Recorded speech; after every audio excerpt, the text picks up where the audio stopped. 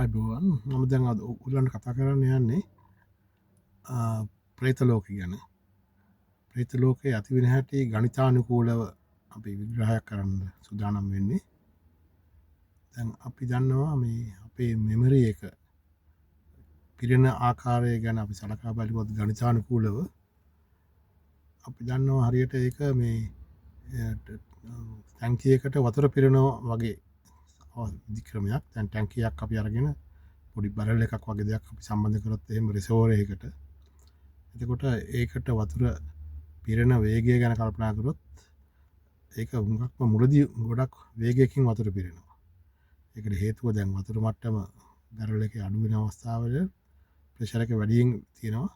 ඒක නිසා වැඩි වේගයකින් එනවා. එතකොට බරල් එකේ වතුර පිරීගෙන යනකොට එතකොට බරල් එකනොත් අනිත් පැත්තට ප්‍රෙෂර් එකක් එන නිසා වතුර වේගය අඩු වෙවි යනවා. ගිහිල්ලා අන්තිමට සම්පූර්ණයෙන්ම අපි හිතමු බරල් එකේ ලෙවල් එක රිසර්වර් එකේ ලෙවල් එකට ආවම ඒ වතුර ගැලීම නවතිනවා. දැන් මෙමරි එකත් ඒ විදිහට ක්‍රියා කරනවා කියලා තමයි අපි හිතන්නේ. ඒ කියන්නේ මෙමරි එකට ඉස්සෙල්ලාම මේ වතුර වෙනුවට අපි කතා කරන මේ තොරතුරු ඉන්ෆර්මේෂන් බාහිර ලෝකෙන් ගලාගෙන එනවා මෙමරි එකට. එතකොට පොඩි ළමයෙකුට මෙමරි එක හැම්පිටින්ම හිස්ව තියෙන නිසා ඒ ළමයාට ගොඩක් වේගයෙන් තොරතුරු ගලාගෙන එනවා. ඊළඟට ඒක හිමින් පිරලා වැඩි හිටි වුණාන් පස්සේ ඒක සෑහෙන පිරුණු නිසා එයාට තොරතුරු ගලා ගැනීමේ වේගය අඩු වෙනවා. එතකොට හැබැයි මෙමරි එකකට සෑහෙන තියෙනවා.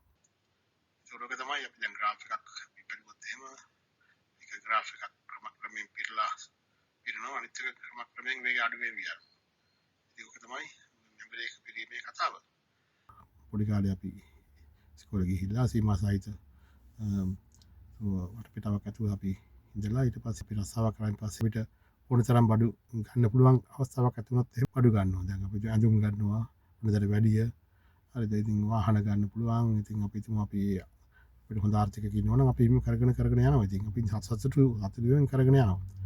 නමුත් දැන් අවුරුදු මම ගිහිල්ලා අවුරුදු 50 60 විතර එනකොට දැන් අපිට ගොඩාක් බඩු එකතු වෙලා පරණ ඇඳුම් තියෙනවා, පරණ පිඟන් කෝප්ප තියෙනවා ගෙදර. ඒ පාර දැන් අපි ඉතින් සතුටු වෙනවා දැන් අපි ගොඩක් අපිට වත්කම තියෙනවා කියලා. නමුත් අතරේ කෙලින්ම අපේ අර අපි ඕව ගැන මතක තියාගන්න ශක්තියත් ක්‍රමයෙන් අඩු වෙගෙන යනවා. මම ගිහින් එක අවස්ථාවක් එනවා අපිට අමතක වෙනවා අපේ බඩු මොනවද තියෙන්නේ කියලා. අපි මට ෂර්ට් 20ක් තියෙනවා කියලා. දැන් ඒ ෂර්ට් 20 මොකක්ද කියලා මට මතක නැතිනම් ඒක අපිට මතක් වෙන්නේ නැහැ අවශ්‍ය වෙලාවට.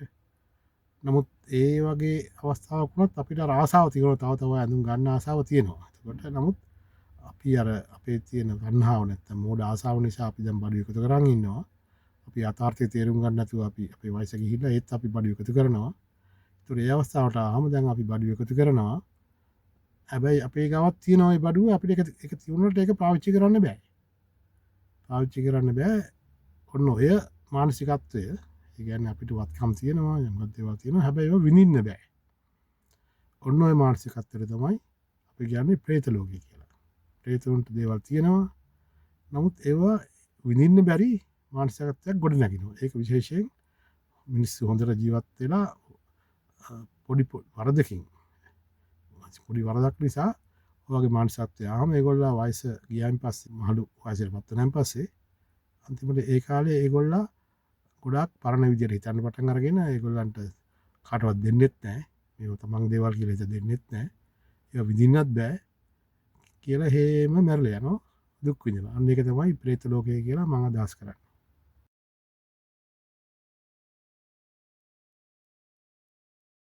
ඔහොම සිටි